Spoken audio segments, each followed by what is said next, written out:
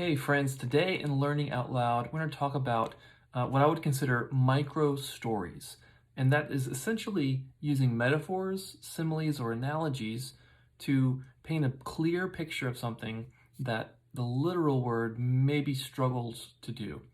And these are kind of like little stories in and of themselves. So again, going back to the book for this week, Lead with a Story, I want to give a quick example that the author gives as he starts to talk about metaphors and analogies in chapter 24.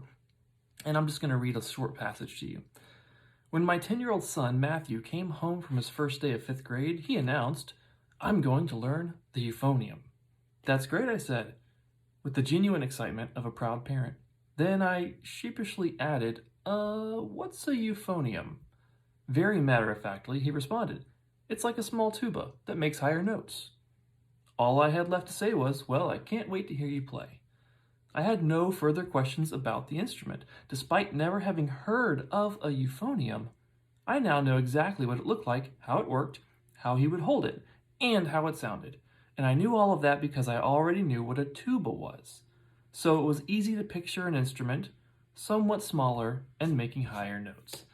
So using metaphors and analogies can be really helpful in our communication, and they can almost be little storytelling elements or in themselves a short story to help crystallize or clarify something to someone to whom you're communicating. So I want you to just consider some ways that you can integrate metaphors or some type of comparison or analogy into your storytelling or communication. So there are two aspects to this topic. The first is that these can be little micro stories. Like, that's it, you're in and out and you're done after you've given kind of this metaphor.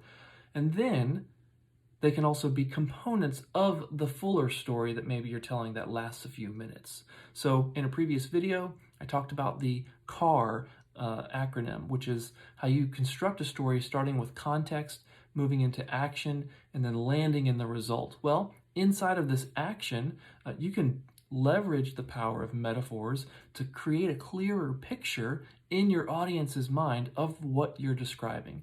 So metaphors can be really powerful sitting in themselves as a little micro story or inside of a little bit of a more robust story.